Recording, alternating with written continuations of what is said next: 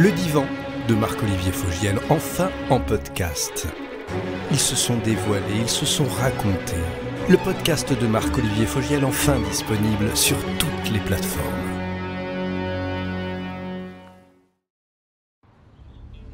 Il y a quelques semaines, au palais de justice de Lyon, Aurélien Toinon, 31 ans, se rend à son procès en appel. C'est le premier jour du procès, je me sens stressé et à la boule au ventre. On va affronter 7 jours de débat. Si Aurélien est anxieux, c'est parce qu'il est accusé d'avoir sauvagement assassiné sa mère adoptive, Annie Toinon, en 2010, avec l'aide de son petit frère, Johan. Il y a 2 ans, ils ont déjà été acquittés, mais le parquet a fait appel du premier jugement. Pour l'avocate de Johan, maître Vincent Giraude, ce deuxième procès n'a pas lieu d'être. Le procès, il est basé sur beaucoup de rumeurs de village, sur des éléments qu'on a cru avoir découverts. Il n'y a strictement aucun élément qu'on peut reprocher, que ce soit à Johan ou à Aurélien. Entouré de ses frères et sœurs, Bernard Toinon, le mari de la victime, accuse ses fils du meurtre de leur mère. Il n'a pas souhaité s'exprimer, mais pour son avocat, maître Verillac, il n'y a aucun doute sur l'identité des meurtriers. Dans le cadre de ce dossier, il y a des éléments très accablants à l'encontre d'Aurélien et de Johan. Aujourd'hui, Bernard Toinon il le dit, totalement détruit, totalement effondré. Soit Aurélien et Johan sont à nouveau acquittés, et 5 ans et demi après les faits, il ne saura toujours pas qui a tué son épouse, soit ils sont condamnés, et il devra vivre avec l'idée qu'il connaît le nom des meurtriers, mais que ce sont ses enfants. Alors qui a tué Annie Toinon ? Johan et Aurélien sont-ils coupables du meurtre de leur mère ? Que s'est-il passé ce fameux été 2010 ? L'histoire de la famille Toinon commence à Saint-Galmier, une ville paisible de 6000 habitants près de Saint-Étienne. Il y a 30 ans, Annie et Bernard, un couple d'agriculteurs ordinaires, rêvent de fonder une famille. Mais Annie ne peut pas concevoir. Alors au début des années 90, ils partent en Pologne pour adopter 2 enfants. Mais tout ne se passe pas comme prévu. Au début, on adopter 2. Puis au final, la loi polonaise n'a pas voulu qu'ils en prennent 2. C'était soit les 4, soit rien. Interdit de séparer une fratrie, le couple revient en France avec 4 enfants. Le début d'une nouvelle vie pour Aurélien, Johan, leur frère et sœur aînée. On est arrivé le 31 octobre 1993 en France, dans cette famille. Je me souviens très bien de ce jour-là, j'avais l'âge de 8 ans et demi. Toute la famille était au complet et heureuse à la fois. Au fil des années, Aurélien se rend compte que sa vie à la ferme est loin de l'idéal familial qu'il s'était imaginé. Le jeune homme se souvient d'une relation compliquée avec sa mère et de punitions qui ont jalonné son enfance. Au fait, j'avais 2 mamans. J'avais la maman alcoolisée et la maman non alcoolisée.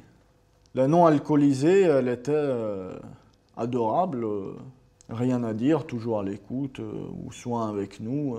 Et dès qu'elle se mettait à boire, elle pouvait être agressive, méchante dans ses paroles.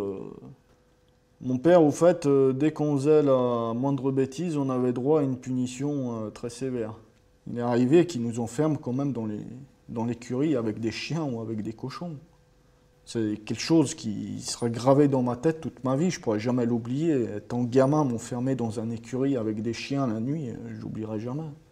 Malgré tout ça, oui, il y avait de l'amour pour mes parents. La maison d'enfance d'Aurélien, dans laquelle il a vécu pendant plus de 20 ans, est aujourd'hui à l'abandon. Là, il y a la terrasse. Au début, il y avait plein de fleurs. Il y avait une table. On faisait des pique-niques, des barbecues dessus. Si maman était là aujourd'hui, je pense qu'elle reconnaîtrait plus cette maison. Il y a 6 ans, avant les faits, Aurélien quitte la maison familiale pour un studio dans la ville voisine. Ses frères et sœurs aînés sont déjà partis faire leur vie de leur côté. Seul Johan, le plus jeune, vit encore ici avec ses parents. Le premier volet, c'était la chambre de mon frère. mon petit frère. Le deuxième volet, c'était la chambre de mon père, vu qu'il faisait chambre à part avec ma mère. La chambre de ma mère, elle était ici, derrière le petit balcon. Cette histoire de famille va virer au drame le 15 juillet 2010. Ce matin-là, à 9 h, une voisine pousse la grille de la ferme familiale pour voir son amie, Annie, habituellement seule dans la maison à cette heure-là. Elle se dirige vers la porte d'entrée et appelle Annie. Personne ne répond. Elle pénètre alors à l'intérieur, monte à l'étage, pousse la porte de la chambre et découvre une scène d'horreur. Du sang partout sur les murs, jusqu'au plafond. Annie, le crâne fracassé.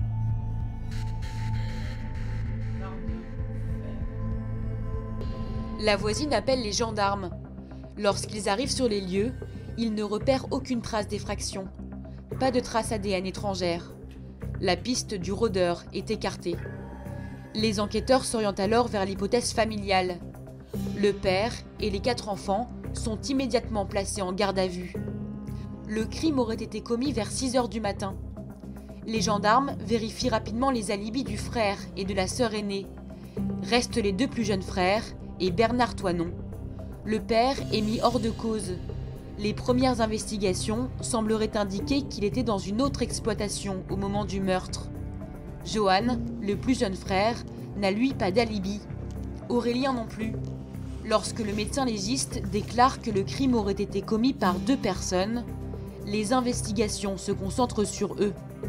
L'enquête de voisinage va renforcer les soupçons des gendarmes sur les 2 plus jeunes fils. Mon frère, lui, il avait une réputation d'alcoolique. Voilà, soi-disant, on était des bagarreurs, alors ce qui est totalement faux. Les gendarmes, ils ont interrogé tous les voisins. Et il y a une voisine, c'est simple, quand ils l'ont interrogée, elle a tout de suite dit, sa première phrase, ah bah, c'est Johan et Aurélien qui l'ont tué. Et là, c'était le début de l'enquête. À Saint-Galmier, les frères Toinon n'ont pas bonne réputation. Ce patron de PMU dépeint les frères Toinon comme brutaux. C'est vrai qu'ils étaient peut-être impulsifs, ouais. Mais au-delà, à mon avis, par leur vécu en tant que gamin. C'est ce qui a dû les rendre agressifs. Ici, tout le monde a en tête une terrible altercation entre Aurélien et son grand-père. C'était il y a 16 ans, mais le geste d'Aurélien a marqué les esprits. Il a enlevé le téléviseur sur son grand-père.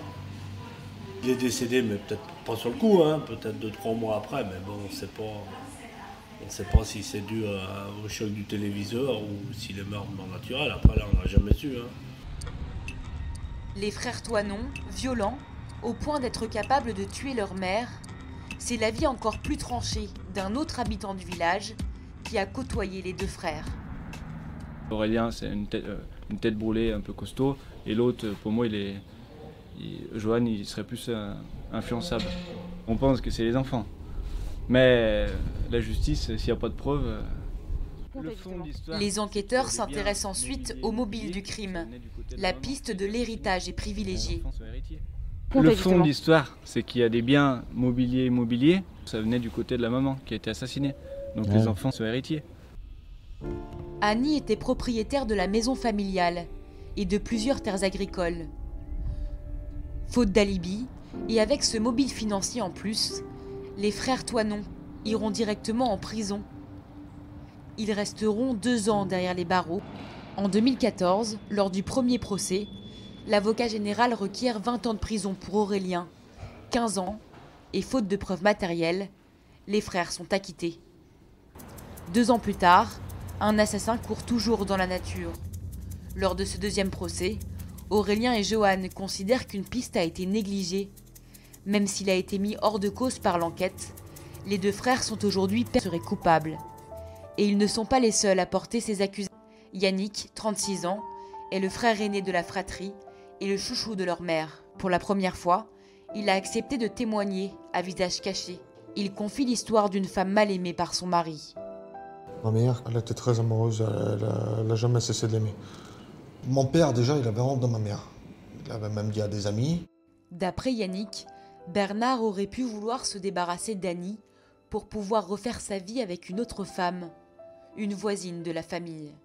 6 mois après la mort de ma mère, je suis pris de 2 tourtereaux à la ferme familiale. Mon père a refait sa vie avec une des filles et des amis à mes parents. Oublier 37 ans de mariage en seulement 6 mois, alors que moi j'étais dans le chagrin, en train de pleurer ma mère. C'était vraiment le dégoût. Aujourd'hui, Bernard a bien refait sa vie avec cette cas rejette l'argument principal des frères Toinon. Le juge d'instruction a fait des investigations sur ce terrain-là pour savoir si cette relation n'était pas antérieure. Elle ne l'est pas. Bernard Toinon est extrêmement clair sur le fait qu'il a effectivement refait sa vie plus d'une année après le décès de son épouse, puisque c'est dans le courant de l'été 2011, soit 1 an à distance des fêtes, qu'il va effectivement se mettre en couple avec la fille d'amis à lui.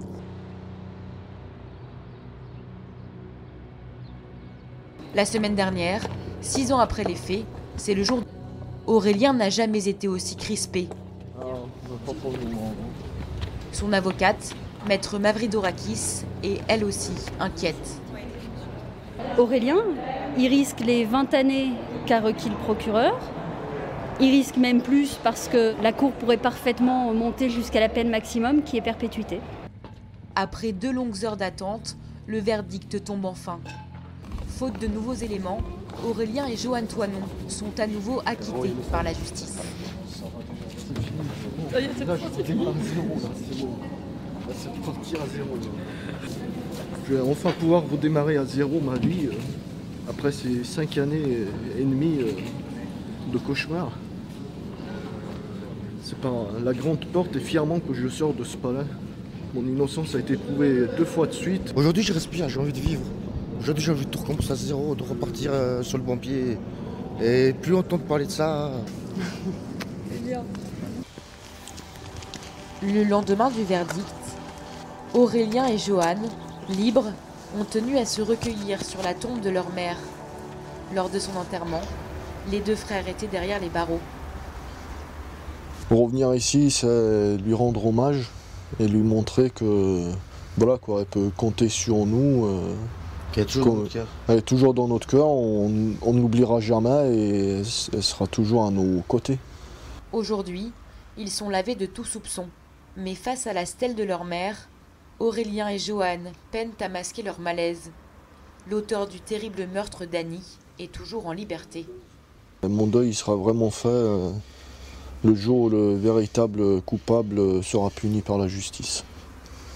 Les 2 frères ont l'intention de rouvrir le dossier, dans l'espoir de trouver un jour l'assassin d'Annie Toinon. Le drame a laissé une famille détruite.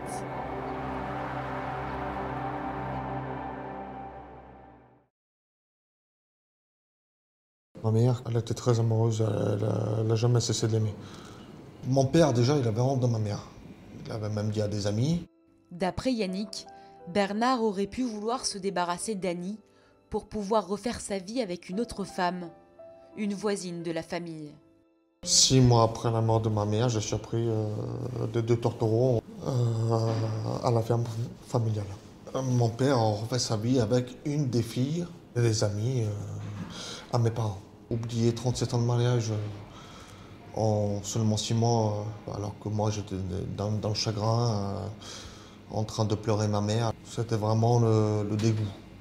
Il est arrivé qu'ils nous enferment quand même dans l'écurie avec des chiens ou avec des cochons. C'est quelque chose. Découvrez le podcast Des trains pas comme les autres pour voyager loin, très loin des itinéraires balisés avec Philippe Googler.